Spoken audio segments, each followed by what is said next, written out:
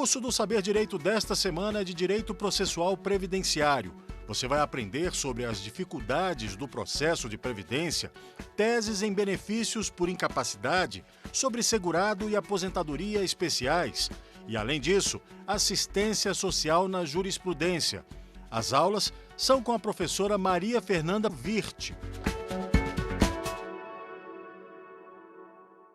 Olá, sejam bem-vindos de volta e hoje na nossa quarta aula nós vamos estudar a aposentadoria especial e quais as dificuldades que vocês vão encontrar para a efetivação desse benefício na via judicial.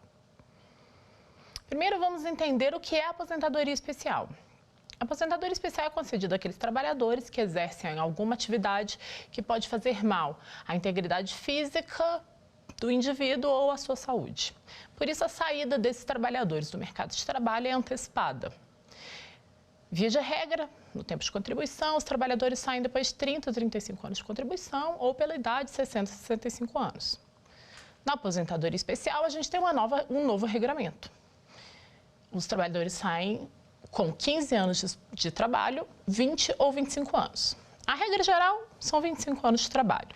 Os tempos de 15 e 20 anos são só para atividades bem especiais e específicas, como aquelas expostas a amianto ou trabalho em minas de carvão. Via de regra, então, 25 anos, aquele trabalhador que está ali exposto a algum agente químico, físico ou biológico que pode fazer mal à sua saúde. É um benefício que trabalha com o princípio da precaução. O que significa dizer? A gente vai submeter aquele trabalhador, por exemplo, a um trabalho exposto a um agente químico que pode lhe trazer adoecimento, como, por exemplo, os operadores de raio-x estão expostos à radiação diariamente. Aquilo, depois de muitos anos, pode desencadear alguns tipos de tumores, por exemplo. Então, o que fazemos? Por precaução, por prevenção, para evitar o dano à saúde daquele trabalhador, retiramos ele do mercado de trabalho antes dos outros trabalhadores, para não dar tanta sorte ao azar por tanto tempo assim. Então, esses trabalhadores têm um sacrifício porque são expostos a algo que pode vir a lhes fazer mal, mas tem uma compensação que eles vão sair do mercado antecipadamente, diferente dos outros trabalhadores. E como que a gente consegue, em juízo, caracterizar, então, que a minha atividade era especial, que o que eu fazia me permitia a saída antecipada do mercado de trabalho? A aposentadoria especial, a legislação dela já sofreu diversas alterações, então ela não é um benefício fácil de ser analisado judicialmente, porque dependendo do período, dependendo da época em que foi prestada a atividade, havia uma legislação diferente com orientações diferentes. Vamos trazer aqui uma síntese de como seria a comprovação da atividade especial. Até 1995, era permitido pela legislação o enquadramento profissional, o que significa dizer, aqueles que praticavam determinadas atividades, enumeradas nos decretos regulamentares, não precisavam fazer prova da exposição a agente nocível, porque era presumível a sua exposição. Por exemplo, um frentista de posto de gasolina, presumivelmente está sempre exposto aos gases aromáticos do combustível, então já era prevista a saída antecipada dele. Como que ele então fazia prova da atividade especial? Bastava uma carteira de trabalho que ali afirmasse que ele era frentista. Haviam nos decretos regulamentares profissões relacionadas como especiais e haviam determinados agentes químicos, físicos e biológicos que também eram reconhecidamente especiais, por exemplo, a poeira metálica. Então, se eu sou um trabalhador que exerço algum tipo de atividade, por exemplo, uma serralheria, estou exposto à poeira metálica, faço jus ao reconhecimento da aposentadoria especial. Mas como que esse trabalhador ia comprovar que ele estava exposto à poeira metálica? Só pela profissão dele? Não necessariamente. Se a profissão dele não se enquadrava lá naquele rol elencado nos decretos, ele tinha que comprovar a exposição à poeira metálica e essa exposição poderia ser comprovada com qualquer meio de prova. O documento que ele tivesse, um formulário da empresa, uma descrição da atividade, enfim, o que ele tivesse à mão que comprovasse que ele trabalhava uma jornada exposto à poeira metálica era suficiente para a caracterização do tempo especial. Isso até maio de 1995, com a edição da Lei 9.032, que excluiu a possibilidade de enquadramento profissional. Então, a partir da Lei 9.032, não era possível o reconhecimento da atividade especial apenas pela descrição da atividade, por exemplo, na carteira de trabalho. Eu precisava da prova da exposição ao agente nocivo. Não era suficiente a atividade, eu precisava de prova que algum agente químico, físico ou biológico estava ali presente na jornada de trabalho do segurado e que isso poderia comprometer a sua saúde física. E essa comprovação poderia continuar ainda sendo feita por qualquer meio de prova. Foi então que, em 1997, o Decreto 2.172 trouxe uma nova alteração para a legislação da atividade especial e falou que, a partir daquele momento, não poderia mais ser admitida qualquer prova para a exposição dos agentes nocivos. Era necessário laudo técnico que afirmasse a exposição do agente nocivo, assinado por engenheiro do trabalho, médico do trabalho, alguém responsável para realmente afirmar como se dava a jornada do trabalhador e como que era a exposição, em que nível se dava a exposição dele a um agente nocivo. Então, quando vocês se depararem com uma ação de atividade especial, o primeiro pensamento é: qual foi o período de trabalho em que o segurado exerceu a atividade? Se você está tentando o reconhecimento de uma atividade especial exercida antes de 95, suas preocupações são menores. Você pode tentar o enquadramento profissional ou qualquer meio de prova que comprove a exposição a algum agente nocivo. Entre 95 e 97, não temos mais um enquadramento profissional, até hoje ainda não temos, e você continua podendo comprovar qualquer meio de prova, e a partir de 97 a gente precisa de um laudo técnico. Se então, antes de 95, qualquer meio de prova. Qualquer meio de prova, professora, pode implicar em apenas descrever o local onde ele trabalhava? Por exemplo, é suficiente eu dizer então que a segurada trabalhava em uma oficina mecânica e que numa oficina mecânica é presumível que havia, por exemplo, os gases que as tintas que a gente usa para pintar carro soltam, que isso é nocivo. Isso é suficiente? Não é suficiente, a gente precisa de algo mais. Porque, por exemplo, pode ser uma secretária que trabalha em uma oficina mecânica, mas a empresa construiu um segundo andar e ela trabalhava isolada de tudo isso, então não é suficiente. Eu preciso de algum documento, de algum material sólido que afirme que realmente, durante a jornada dela, ela estava exposta a algum agente nocivo. E se ela está exposta a um agente nocivo, a algo que faz mal à saúde, mas que não está ali, definido no decreto regulamentar da Previdência Social? A gente pode reconhecer ou não pode reconhecer a especialidade desse período? A jurisprudência tem sinalizado unisonamente que sim, que podemos reconhecer outros agentes nocivos que não estão elencados nos decretos, que eles têm um caráter meramente exemplificativo. E esse é um entendimento razoável, até bem porque a evolução da ciência, a evolução técnica pode mostrar depois que algum agente que a gente nem imaginava que podia fazer mal à saúde do trabalhador faz, sim, efetivamente mal. Então, desde que você tenha um documento válido, que comprove realmente que aquele elemento químico, físico ou biológico qualquer, não previsto nos regulamentos, fazem de fato mal à saúde do trabalhador, seria o suficiente, ele não tem que estar lá elencado na legislação para previsão. Então, se eu tenho um trabalhador exposto, por exemplo, ao agente ruído, estou em via judicial, eu vou sempre precisar de laudo técnico. Se eu tenho um trabalhador exposto a um agente biológico nocivo, eu vou precisar de laudo técnico só a partir de 97. Antes disso, qualquer meio de prova que mostre que durante a jornada ele esteve submetido a algum agente nocivo. E se eu não tenho documento nenhum?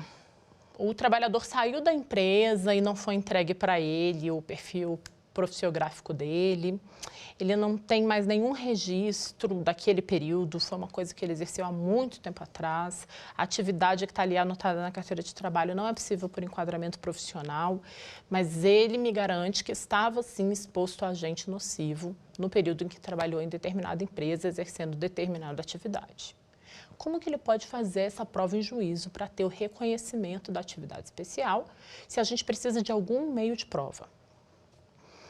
A gente tem um outro recurso quando não consegue juntar prova material suficiente para fazer a campanha inicial, que é pedir a perícia judicial na empresa. Então, você entra com a inicial, avisa que não tem as provas, pede uma perícia, para a perícia verificar se, durante a execução daquela atividade que está ali descrita na carteira de trabalho do profissional, a atividade que ele exercia, naquela empresa, se naquele ambiente realmente havia algum agente nocivo, seja ele químico, físico ou biológico, que pudesse comprometer a integridade física desse trabalhador. E se a empresa fechou? Se é algo antigo, se acabou, não tem mais. Como que ele vai conseguir fazer prova ainda do direito dele ou então o segurado vai ficar desprotegido? Vamos retomar os conceitos trazidos na primeira aula que são importantes. E o conceito principal é, temos de lembrar que o segurado, sempre em juízo, vai ter uma condição de hipossuficiência informacional e isso tem que ser compensado de alguma maneira. A gente não pode simplesmente pedir dele uma comprovação, fazer uma prova que para ele lhe é impossível. Então, é por isso que a jurisprudência acabou criando o entendimento de que em casos que o trabalhador não pode sequer pedir uma perícia judicial, porque a empresa já acabou, já fechou a atividade, já não mais existe, a gente pode fazer uma perícia em empresa similar. Uma empresa que não é a que ele trabalhou, mas que tem mais ou menos a mesma atividade, é o mesmo ramo, é a mesma natureza de atividade, então a gente vai fazer uma perícia judicial em uma empresa parecida, apenas para ter certeza se ali naquele ambiente realmente, durante a jornada, ele teria contato com algum agente nocivo. E é claro que durante as perícias tem de se avaliar também o período em que as atividades foram exercidas. Por exemplo, se você hoje está fazendo perícia numa empresa que talvez a trepidação não seja muito grande, temos de considerar que, quem sabe, na década de 80, o maquinário, toda a estrutura da empresa era muito mais rudimentar, nosso avanço tecnológico era bem menor. Então, há também de se fazer esse sopesamento no momento da perícia judicial. E aí a gente tem que pensar na hora da quesitação. A propósito da quesitação, da atividade prática e de como funciona cada uma das atividades e das comprovações, trouxe um livro para os senhores que vai ajudar muito na atividade de vocês. É um livro escrito pela doutora Adriane Bramante, Aposentadoria Especial, Teoria e Prática. A autora traz diversos documentos, ela traz inclusive a reprodução dos documentos, para vocês entenderem como que a gente lê essa documentação, como que a gente faz a comprovação de atividades específicas em juízo. Quem optar em trabalhar nessa área, é uma obra que vai ajudar muito no dia a dia de vocês. Então, temos uma ideia do que é a atividade especial, temos uma ideia de como se comprova a atividade especial e, afinal de contas, quem tem direito à atividade especial? Todo e qualquer trabalhador? Todo e qualquer trabalhador submetido a uma atividade nociva. Há uma discussão sobre se há ou não direito o contribuinte individual ao reconhecimento da atividade especial. Isso porque o contribuinte individual não está vinculado a uma empresa. Não tem uma empresa ali responsável obrigando ele a estar submetido a uma atividade especial, certo? Então, como que ele vai fazer prova disso? A lei diz que ele não faria jus ao reconhecimento da atividade especial. Mas a jurisprudência, invocando o artigo 57 da Lei 8.213 e um princípio básico de proteção da saúde do trabalhador, diz que ele também faz direito sim, desde que ele consiga por si só, reunir as provas suficientes da exposição de algum agente nocivo no curso da sua atividade. Um exemplo clássico são os dentistas. Os dentistas usualmente trabalham sozinhos ali em seus escritórios, não contratados por uma empresa, e estão expostos a agente biológico durante a jornada de trabalho, porque eles lidam diretamente ali com agentes biológicos do paciente que está no consultório. Ele só precisa fazer a comprovação, ele precisa de um laudo e aí vai ter o reconhecimento da atividade especial, mas esse reconhecimento vai ser na via judicial, não na via administrativa, por falta de previsão legal. Vamos parar aqui para testar o nosso conhecimento até o momento. Eu vou chamar uma pergunta do nosso quiz para a gente testar até onde fomos.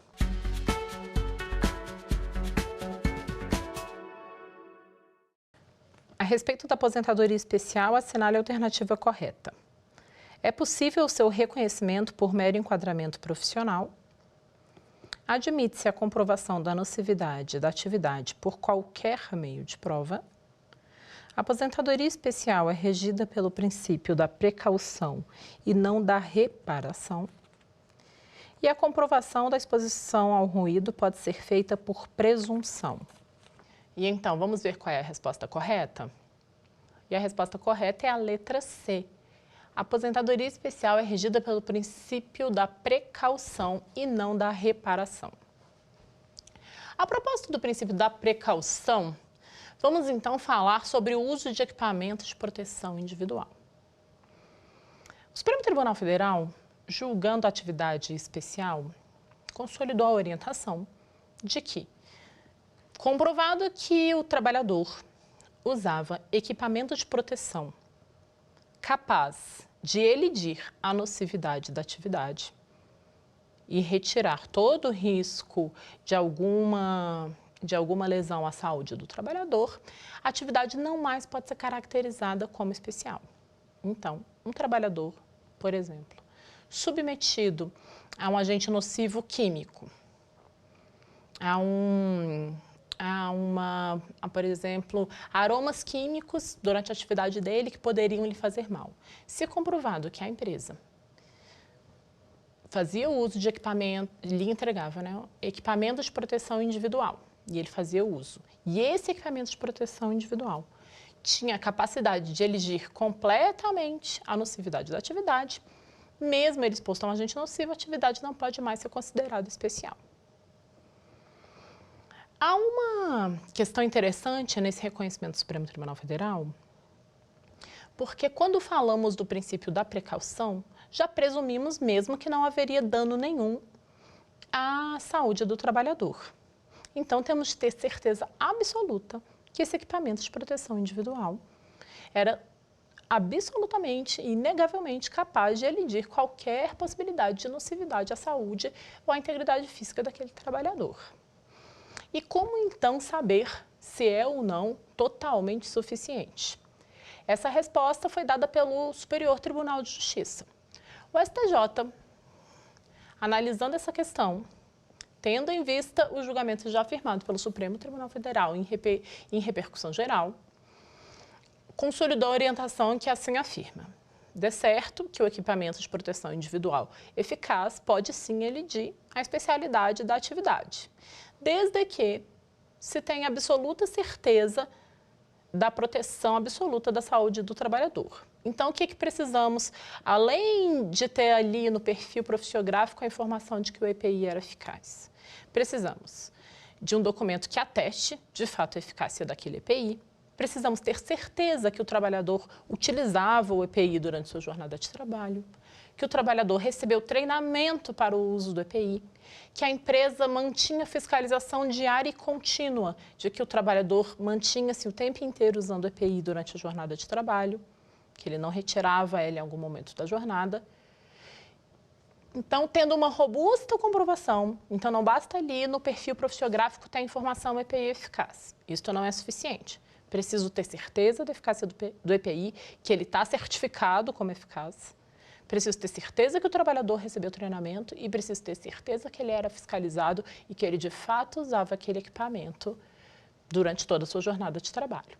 Havendo qualquer dúvida sobre qualquer um desses pontos, mantém-se o entendimento firmado pelo Supremo Tribunal Federal, que afirma que, em caso de qualquer dúvida, julga-se sempre em favor do segurado. Lembrando do nosso primeiro conceito, que é a proteção máxima do trabalhador pela disparidade de prova, de poder e de informação que ele tem em relação ao INSS. Então, havendo qualquer dúvida, julgamos a atividade especial, sim. E aí a gente, na via judicial, vai juntar os dois conceitos, o entendimento do Supremo Tribunal Federal, o entendimento do Superior Tribunal de Justiça, para ver se seria ou não capaz de elidir a nocividade da atividade.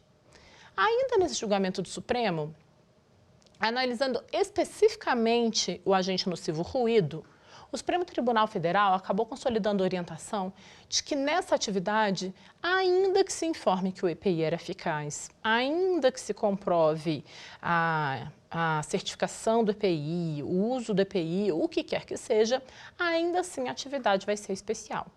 Porque mesmo que consigamos isolar totalmente o nível de ruído a um nível tolerável para a saúde do trabalhador, é comprovado que o ruído gera outros males no organismo do segurado que não são capazes de ser lididos por nenhum equipamento de proteção individual. A trepidação do ruído, o que ele gera, o estresse que ele gera, como isso não há EPI eficaz para tanto, toda atividade especial exercida sob o agente nocivo ruído em limite superior ao permitido na legislação, ainda que com o uso de equipamentos de proteção individual, vai ser especial, não há como elidir a especialidade dessa atividade.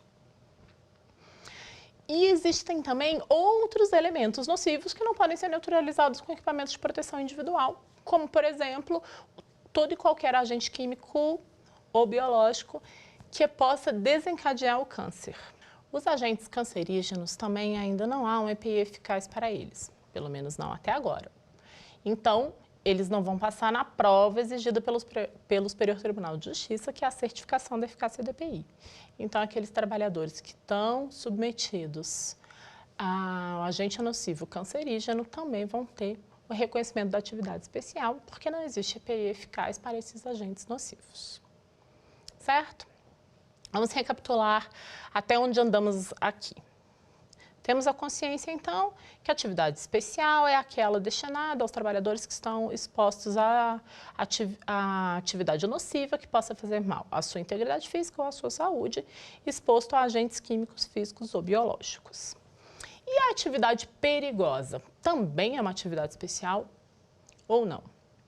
Primeiro, antes de falar de atividade perigosa, vamos entender qual é o princípio básico de proteção da atividade especial, que é garantir a integridade absoluta da saúde daquele indivíduo, certo? Então, não podemos confundir esse princípio de proteção da integridade física com desgaste físico, por exemplo. Então, as atividades penosas não podem ser confundidas com as atividades especiais. E elas são usualmente confundidas. Por exemplo, acredita-se que um trabalhador rural teria uma atividade especial, porque é uma atividade que vai fazer mal para o seu organismo.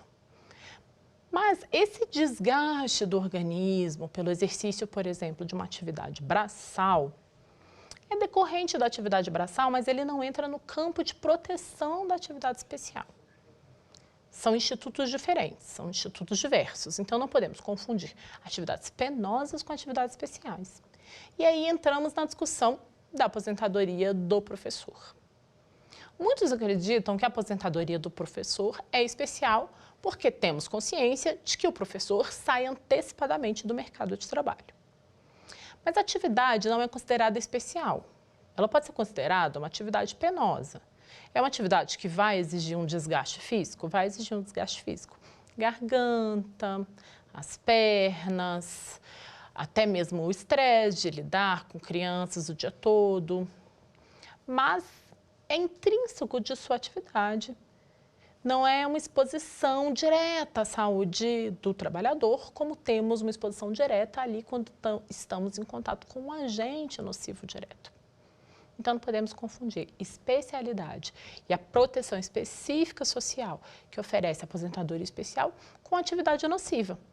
Desculpa, com atividade penosa. Porque se fôssemos confundir, então, todos os trabalhadores braçais acabariam tendo uma atividade especial, porque, consequentemente, todas as atividades braçais acabam levando a um desgaste maior do organismo, da saúde, um comprometimento. É diferente.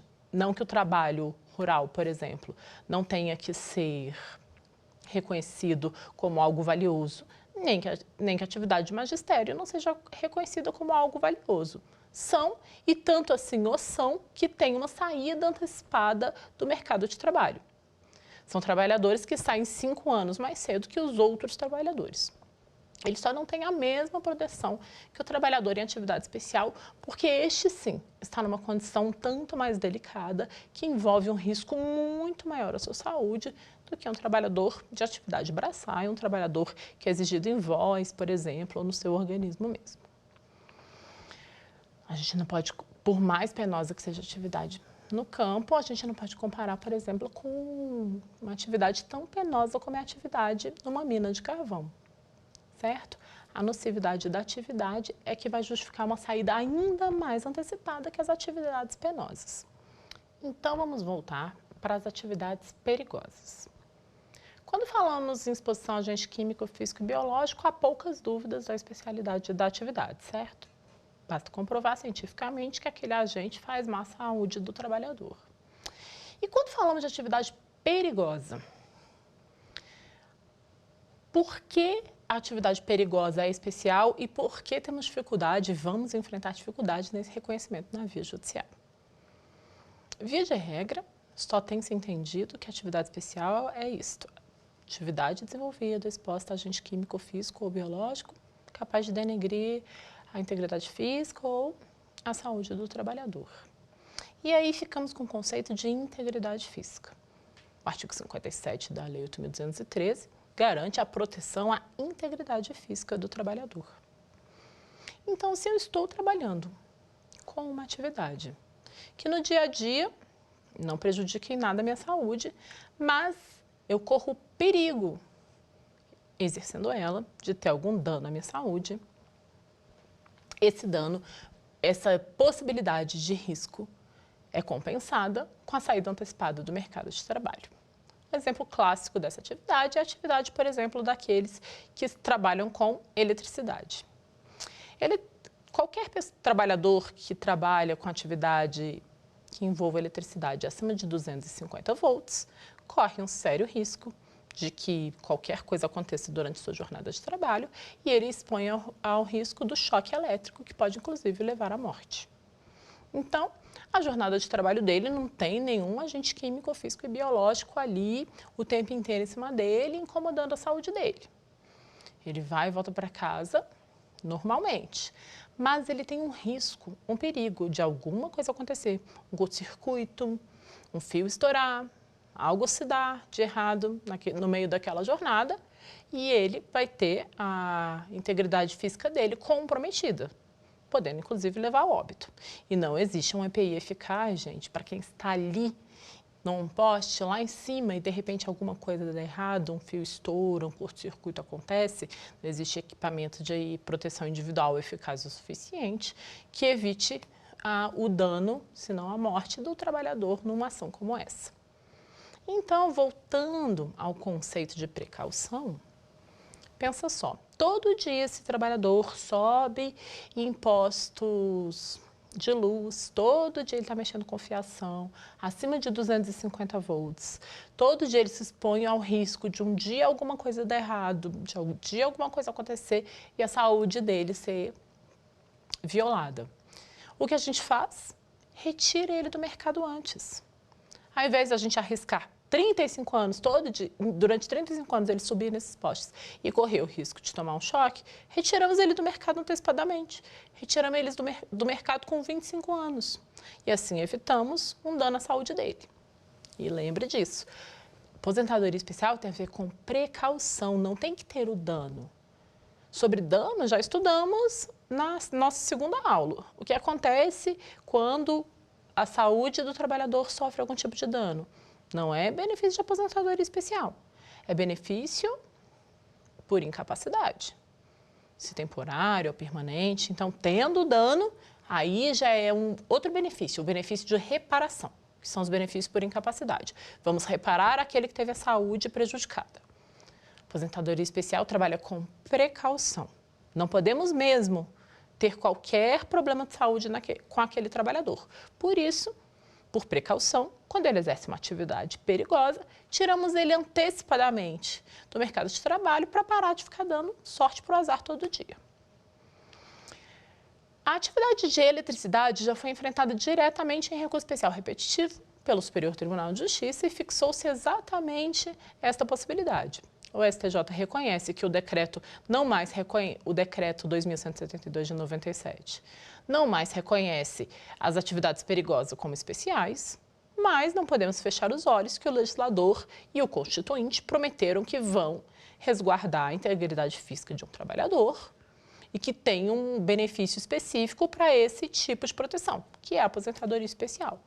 Então, aquele que está submetido a uma atividade perigosa, como é trabalhar com eletricidade acima de 250 volts, vai sim sair antecipadamente e a única coisa que ele vai precisar comprovar em juízo é que ele estava sim submetido durante sua jornada de trabalho a uma carga elétrica superior a 250 volts, certo? E as técnicas de prova são as mesmas que falamos desde o início. Qualquer meio de prova até 95, a partir dali precisamos de laudo técnico. E dentro de perigo e de atividade perigosa, aí temos uma situação que ainda não temos pacificação judicial, que é a atividade do vigia, do segurança. Afinal, o vigia e segurança tem aposentadoria especial, sim ou não? Quando a gente pensa no vigia, no segurança, a gente pensa nos policiais, a gente sabe que policial, que os militares têm uma aposentadoria antecipada, não tem? E os vigias? E o segurança, por exemplo, de uma empresa, ele não aposenta antes? Ele também não está submetido a risco? Risco de algo lhe acontecer durante a jornada? De um assaltante? De algo assim, de alguém chegar? Ele não está submetido a risco? Ele pode sair antes ou não? O risco do vigia, do segurança, é mais difícil e menos tangível do que ali do cara que está no poste de eletricidade, né? Vamos pensar judicialmente falando. É mais fácil a gente visualizar, o juiz visualizar o perigo daquele que todo dia sobe num poste de luz, do que visualizar o perigo daquele que está fazendo guarda em determinadas empresas, em determinadas casas. Por isso, a atividade do vigia ainda tem muita controvérsia na via judicial. Existem duas correntes. Uma que diz que não é especial, e é isto, não é, porque para ser especial a gente precisa comprovar a exposição a agente físico, químico, biológico, e nesse caso não vai ter nenhuma comprovação da especialidade. E existe uma outra corrente diferente que diz que só é especial aquele vigia ou segurança que trabalha portando arma de fogo. É interessante o pensamento, né? Então, imagine só, você trabalha como vigia em um bairro perigoso. Você trabalha ali na rua, você só tem a cadeirinha para sentar, que você está guardando um condomínio. E você, desarmado, fica lá sentado a noite inteira, vulnerável a qualquer pessoa chegar, abordar, tentar entrar no condomínio. E aquela atividade não seria especial. De outra forma, se você é o mesmo vigia sentado no mesmo bairro perigoso, lá na área externa, esperando que qualquer pessoa possa passar e fazer o que for, mas se você estiver armado, aí é a sua atividade especial. Parece um pouco incongruente, né? Como que pode ser especial aquele que teria mais chance de defesa do que aquele outro que tem a integridade física muito mais exposta? Para resolver essa incongruência, a jurisprudência do Superior Tribunal de Justiça ainda não em sede de precedente qualificado, não é ainda um repetitivo, mas a jurisprudência da primeira e da segunda turma tem caminhado em mesmo sentido, tem afirmado que é especial sim a atividade do vigia com ou sem uso de arma de fogo, que não é o uso da arma de fogo que vai determinar a especialidade dessa atividade. E aí o STJ afirma o seguinte: é especial com ou sem uso de arma de fogo, desde que você traga aos autos prova de que a atividade era realizada de forma nociva. Essa parte é que torna as coisas um tanto difíceis. Como que eu vou conseguir comprovar que a atividade de um vigia era realizada de maneira nociva?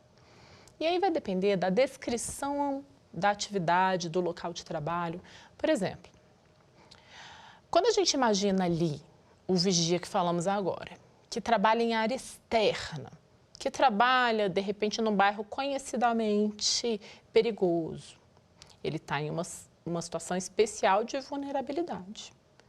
Agora, quando falamos, por exemplo, de um vigia que trabalha aqui no Supremo Tribunal Federal, e ele só faz trabalho interno, ele está sempre ali só no corredor para acompanhar a entrada e saída dos ministros. Será que é a mesma exposição? Será que é a mesma nocividade? É a mesma atividade, não é?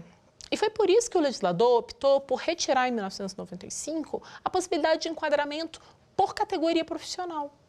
Porque a mesma atividade pode ser exercida de maneiras diferentes.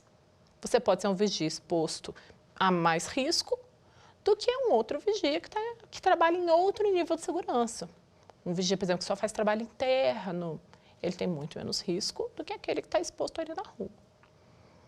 O tema é controverso. O reconhecimento dessa atividade não vai ser fácil, nem é uma vitória certa em via judicial. Ele ainda precisa de pacificação e precisa de limites mais bem contornados, mas o que temos hoje é isso. O STJ não exige o uso da arma de fogo, ao contrário da Turma Nacional de Uniformização, a TNU, que só reconhece a especialidade da atividade especial se tiver uso de arma de fogo. Mas o STJ coloca como condição você trazer aos autos prova de que a atividade era exercida de maneira nociva. E essa comprovação vai acabar, talvez, trazendo uma dificuldade maior no reconhecimento da atividade, mas, basicamente, as informações que são ali elencadas no perfil profissiográfico podem ajudar junto com a sua fundamentação quando vocês forem atuar com esse tipo de benefício. Vamos parar aqui para tentar responder mais uma pergunta do nosso quiz?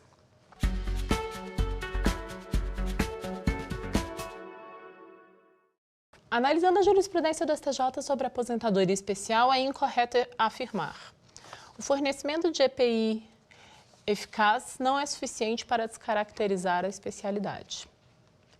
É possível a realização de perícia indireta ou por similaridade para fins de comprovação do exercício da atividade especial. A caracterização da atividade especial é determinada pela lei vigente no momento do requerimento do benefício. A lei vigente no momento da concessão da aposentadoria regula o direito à conversão de tempo comum em especial e vice-versa. Vamos conferir a nossa resposta certa? E a resposta certa é a letra C. Como nós vimos, a caracterização da atividade especial é regulada não pela lei vigente no momento em que você requer a aposentadoria, mas sim a lei vigente no momento em que você exerceu a atividade. Mas ali no item D, ele falava em conversão de tempo e a lei vigente no momento do requerimento. Vamos falar então sobre conversão de tempo especial e quando que isso vai ser necessário numa ação judicial. Lá no início, o que a gente falou? Atividade especial, presume-se 15, 20 ou 25 anos de exercício de atividade especial. Você comprovando todo esse período, você sai antecipadamente do mercado de trabalho. E se eu não conseguir implementar todo esse tempo?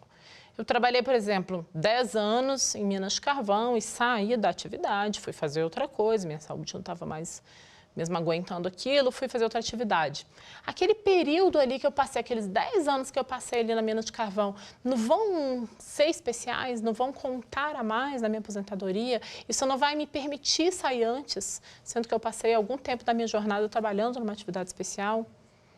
Eu trabalhei ali como vigia armado 20 anos, tenho toda a comprovação, faltava 5, mas aí fui fazer outra atividade.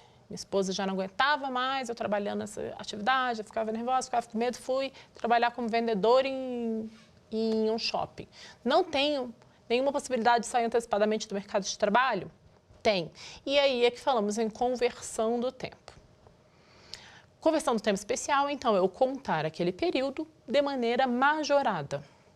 Trabalhei 10 anos em atividade especial, a gente converte ele multiplicando por um fator que é determinado na legislação, hoje está em 1,40, então eu vou multiplicar 10 por 1,40, e ao invés de computar que aquele trabalhador tem 10 anos de atividade laboral, eu vou contar que ele tem 14 anos de atividade laboral.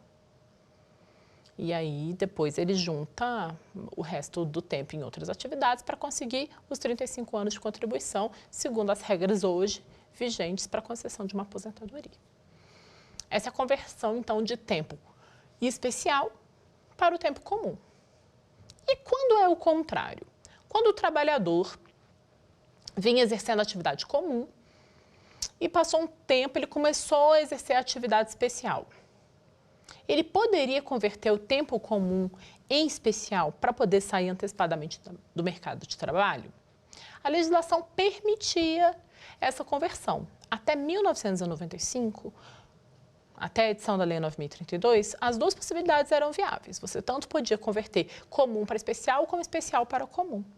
Em 1995, ele deu-se essa possibilidade, o que não é irrazoável, né, gente? Pensa só, a gente permite a saída antecipada por uma questão de dano à integridade física, dano à saúde do trabalhador.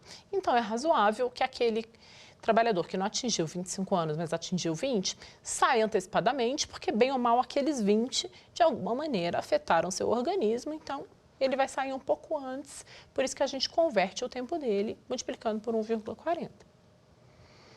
Mas, do contrário, realmente não fazia tanto sentido, porque você vai converter um tempo comum em especial. Então, por exemplo, o trabalhador tinha 7 anos de trabalho comum e começava a fazer uma atividade especial. A gente ia converter esses 7 anos em especial, e aí multiplicava por outro fator multiplicador, na época 0,7, ia transformar esses 7 anos em um tempo para ser contado como especial. Só que nesses 7 anos ele não teve submetido a nenhum agente nocivo à saúde, à integridade física dele. Não tem um dano ali que justifique. A gente, na verdade, vai encurtar o tempo dele no risco da atividade especial. Não fazia muito sentido, a lei alterou. A questão judicial agora é a seguinte. Até 1995, eu podia, então, converter tempo comum como se tempo especial fosse, certo? Então, chega o segurado no seu escritório, você já se formou, você é advogado. Chega o segurado no seu escritório e relata para você, olha, de 1985 até 1990, eu tinha atividade comum. Em 1990, eu comecei a trabalhar em posto de combustível, sempre trabalhei como frentista. Agora eu estou querendo aposentar, eu já tenho 22 anos, eu quero só converter esses 5 que eu atuei com atividade comum para atividade especial, para completar os 25 e eu poder me aposentar. Pode? Veja bem que a atividade comum que ele exerceu, que ele está querendo converter, foi lá para trás, até 1990, quando a legislação ainda permitia. E aí, a gente vai aplicar o mesmo entendimento que a gente aplica para o reconhecimento da especialidade, que é a legislação vigente no momento do exercício da atividade? Essa questão também foi pacificada em sede de recurso especial representativo da controvérsia pelo Superior Tribunal de Justiça, só que o Superior Tribunal de Justiça entendeu de outra maneira. Ele falou, é o seguinte, temos que fazer uma distinção. Quando falamos da especialidade da atividade, aí sim eu vou olhar a lei que estava vigendo no momento em que ele exerceu a atividade. Quando falamos de conversão de tempo de serviço, que é só uma sistemática aritmética, aí não. Aí vai valer a data do requerimento administrativo de aposentadoria. E aí não podemos usar a legislação anterior que já foi derrogada. Então, se eu exerci uma atividade comum até 1990, a partir de 90 eu comecei a exercer atividade especial. Posso converter esse período no dia que eu for pedir a minha aposentadoria especial só para integralizar 25 anos? Não posso, porque o meu requerimento aconteceu depois de 1995, quando a legislação já não tinha mais a previsão desse reconhecimento presumível de atividade especial, que seria um tempo ficto de atividade especial. Tem que dar uma olhadinha, então, quando é o requerimento administrativo e é ele quem regula a data da conversão. Data do reconhecimento da especialidade, época do exercício da atividade. Data dos critérios de conversão de tempo, data do requerimento administrativo. É bom ter essa regra bem em mente, porque estamos à iminência da reforma da Previdência, então vai ser na data do requerimento administrativo, a lei vigente no momento do requerimento, que vai determinar quais vão ser as regras de conversão desse período, certo? Já falamos aqui que a atividade especial sofreu diversas alterações legislativas. E uma das alterações legislativas que veio com a edição da Lei 9.032 foi o critério de habitualidade e permanência. Antes da legislação só falava assim, é necessário comprovar a exposição a agente nocivo, né, que possa fazer mal à integridade física ou à saúde do trabalhador. A Lei 9.032 deu uma alterada no artigo 57 para falar é necessário comprovação à exposição habitual e permanente de agente nocivo. Isso era para evitar que aquele trabalhador que estava submetido esporadicamente a um agente nocivo tivesse o reconhecimento da sua atividade especial. Então, por exemplo, eu trabalho em uma empresa de contabilidade, sou gerente de uma empresa de contabilidade.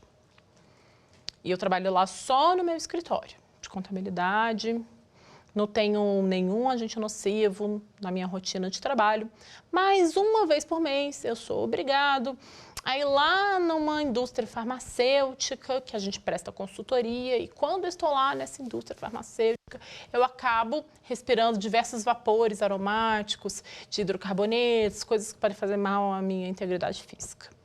Esse trabalhador teria direito à atividade especial, reconhecimento de atividade especial, saída antecipada do mercado de trabalho? Pela legislação anterior, se ele só fizesse essa comprovação, como não exigia-se habitualidade e permanência, poderia ser que sim, poderia que o juiz entendesse que ele faria jus à atividade especial. Mas o legislador, em 95, consertou essa questão e falou, não, tem que ser habitual e permanente. Não pode ser uma coisa esporádica, uma coisa que acontece só de vez em quando na jornada de trabalho dele. Agora, a questão é definir o que é habitualidade e permanência. A lei não define e os critérios vão ter que ser definidos em via judicial. Voltamos para o problema do processo previdenciário. Afinal de contas, como caracterizar o que é habitualidade e permanência? Usualmente, na via judicial, o que os juízes têm esperado é que haja descrição no PPP, no perfil profissiográfico ou no LTCAT, que tenha ali a descrição, olha, a exposição era habitual e permanente. Não precisa necessariamente assim estar escrito. A gente pode entender de outra maneira o que é habitualidade e permanência. A habitualidade e permanência é o quê? É estar submetido ao agente nocivo ininterruptamente durante toda a sua jornada de trabalho? Não poderia ser, né? Você precisa, por exemplo, você é médico, trabalha no consultório, trabalha ali num plantão médico, onde pode chegar qualquer paciente com qualquer tipo de moléstia, com vírus, com secreção corporal, enfim, uma gama de agentes biológicos. Eu preciso estar submetido a essa exposição durante as 8 horas da minha jornada de trabalho? Não preciso. A habitualidade e permanência tem que ser entendida não como estar o tempo inteiro submetido ao agente, mas tem que estar entendido como algo intrinsecamente relacionado à sua atividade de trabalho. Um médico, ainda que ele faça algum outro tipo de atividade durante a jornada que não o exponha a nenhum agente biológico, mas é natural, é intrínseco à atividade médica a exposição a agentes biológicos, certo? Ninguém duvida disso. Agora, naquela questão do contador, não é intrínseco da atividade de um contador se expor a hidrocarboneto aromático. Isso acontecia 1 ou 2 vezes no mês na vida daquele contador, porque ele tinha uma atividade específica de ir lá numa indústria farmacêutica e nesse momento ele ficava submetido. Mas não é intrínseco da atividade dele, não está relacionada com a atividade de contador. Então, habitualidade e permanência é assim que devem ser pensadas. Esse conceito não está definido na legislação, não está definido na via judicial com regras claras, por isso vai ser sempre um desafio judicial. E como que podemos argumentar nesse sentido? Voltando para os princípios que nos regem desde o início da nossa primeira aula. E quais são os nossos princípios? Temos de pensar na proteção do trabalhador, no risco social a que está submetido, na contingência a que está submetido e principalmente no desnível informacional que ele tem. A capacidade de prova dele é menor. Então, a gente tem de fazer algumas presunções quando estamos ali na via judicial. Ele não tem que conseguir prova suficiente que mostre que durante as 8 horas que ele está trabalhando, o agente nocivo estava ali no rosto dele. Não precisa. Ele só precisa comprovar, pela descrição da atividade de trabalho dele, que aquela atividade que ele exerce, inevitavelmente, está relacionada a uma exposição. Inevitavelmente, não necessariamente. E essa questão é boa, ela não é ruim, porque ela traz a proteção certa para o risco social certo. Se a gente continuasse só subentendendo a especialidade das atividades, sem uma adequação à realidade, a gente ia acabar afastando muitas pessoas da proteção. Já falamos aqui, lembra no início que falamos da secretária de oficina? A secretária de oficina, se a gente pensar só na atividade dela, não está nada relacionado a um agente biológico, uma secretária. Mas, havendo comprovação que era intrínseco do ambiente do trabalho dela, está submetida a agente nocivo, a gente permite o reconhecimento da especialidade da atividade dela. Da mesma forma, por exemplo, o rapaz que trabalha na oficina. Todo rapaz que trabalha na oficina está submetido a agente químico, físico e biológico capaz de comprometer a sua saúde? Não necessariamente. Aquele ali que trabalha na pintura dos automóveis, sim.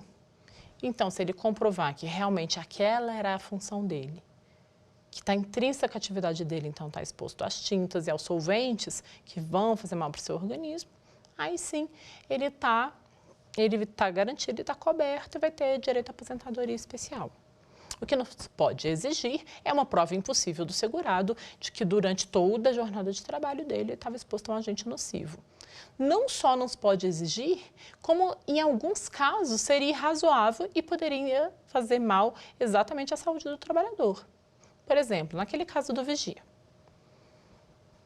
Como que ele vai comprovar que ele estava exposto durante 8 horas da jornada dele de trabalho a um agente nocivo? Ele precisa o quê? De alguém apontar uma arma para ele durante 8 horas para a atividade ser nociva? Seria o extremo, não é? Ele não tem que comprovar, ele só tem que comprovar que o perigo é intrínseco à atividade dele. Quando a gente pensa assim, fica um tanto mais fácil de visualizar. Os eletricistas também enfrentam esse problema, porque usualmente, por exemplo, o perfil profissiográfico vem lá informando que ele estava submetido a voltagens variáveis entre 110 volts a 2.500 volts. E aí pode a interpretação judicial dizer, olha, para ser especial, a atividade submetida ao agente nocivo de eletricidade tem que estar acima de 250 volts. Se o PPP está dizendo aqui que tem uns períodos que ele estava submetido só a 110, então não é especial. Porque ele tinha que estar a 250 toda a vida. Não é razoável, né? Um agente que está submetido ao agente nocivo eletricidade, entre 110 e 2.500, não precisa estar submetido a 250 o tempo todo, mas ele tem que estar ali correndo o risco de estar. É intrínseco da atividade dele estar. Precisa comprovar que são as 8 horas da jornada? Não precisa. Então, essa informação do PPP seria suficiente para descaracterizar a atividade? Não seria. E agora vamos falar do termo inicial dos benefícios. Lembra quando falamos de como é feita a comprovação da atividade especial? E essa comprovação pode ser feita, inclusive, por meio de perícia judicial? Imagina a situação em que o segurado vai até a autarquia previdenciária, faz o pedido de concessão do benefício e a autarquia fala, olha, não há prova da nocividade aqui. Os documentos que você me trazem não são suficientes para eu reconhecer, vou indeferir. Você vai para a via judicial, pede uma perícia e depois dessa perícia que a gente consegue realmente verificar a nocividade da sua atividade. Nesse passo, o INSS fala, olha, então eu não estava errada no dia que eu indeferi. Não tinha mesmo prova, eu não podia presumir. Agora, depois da perícia judicial, estou convencido. Então, o termo inicial do benefício não pode ser a data de entrada do requerimento administrativo, porque ali eu agi como eu deveria agir. Temos que transportar o termo inicial do benefício, então, aqui para a via judicial e vamos fixá-lo na citação válida da autarquia, quando ela tomou consciência, ou, melhor ainda, na data de realização da perícia, quando finalmente tornou-se incontroverso que aquela atividade era especial. Qual a saída e como devemos pensar esse tipo de situação? O que pensamos e o que analisamos desde o início sobre as especificidades do processo previdenciário é a consideração inevitável da hipossuficiência informacional do segurado. O segurado chega ali na via administrativa sem conseguir comprovar a especialidade da atividade porque lhe foi negado acesso a isso. Via de regra, quando você sai de uma empresa, a empresa tem de lhe entregar toda a documentação que comprove como que se dava sua jornada de trabalho, a que tipo de agente você estava submetido, se tinha nocividade, se não tinha nocividade. Mas as empresas costumam não cumprir com essa obrigação e é o trabalhador que fica ali, exposto a essa situação de depois ainda vir atrás numa ação previdenciária para tentar buscar esse reconhecimento. Então, a gente não pode enfraquecê-lo e não lhe dar nenhum tipo de compensação ou garantia numa situação como essa. Ele não consegue comprovar na via administrativa porque ele foi negado acesso a isso. Por algo, então, alheio à vontade do trabalhador. E, às vezes, mais do que isso, por desconhecimento. Às vezes, o trabalhador não tem a menor ideia de que, durante aquele período, ele estava ali exposto àquela poeira, ele não sabia que aquilo fazia mal à saúde dele, ele não sabia que aquilo era especial. Isso é uma coisa que ele acabou sendo informado a posteriori. E isso tem de ser compensado e tem de ser pensado dentro do processo previdenciário. A gente não pode tratar o autor de uma ação previdenciária como se fosse um autor qualquer que reúna suas provas, vem aqui e peça seu direito. Não é assim que funciona. E é pensando nisso, é nesse espírito que a jurisprudência acabou criando o entendimento de que em casos assim, em que a especialidade da atividade só é de fato reconhecida lá na via judicial, porque não havia mesmo provas no momento do requerimento administrativo, ainda assim, vamos fixar o termo inicial desse benefício na data do requerimento administrativo. Isto porque, de fato, quando ele fez o requerimento, já havia transcorrido a atividade era especial, ele só não conseguia fazer prova dela. Então, não é a comprovação extemporânea do direito que vai lhe retirar o direito. Então, só conseguiu comprovar que em 2015 só vai receber a partir daqui? De forma alguma. Vai receber a partir do momento que ele fez o requerimento administrativo. E isso reforça o princípio de proteção e confiança no processo previdenciário, da proteção da hipossuficiência informacional do segurado. Certo? Aposentadoria especial é mesmo um desafio. Vocês ainda vão ter muita coisa para estudar, mas eu aguardo vocês até a próxima aula. Nos vemos lá.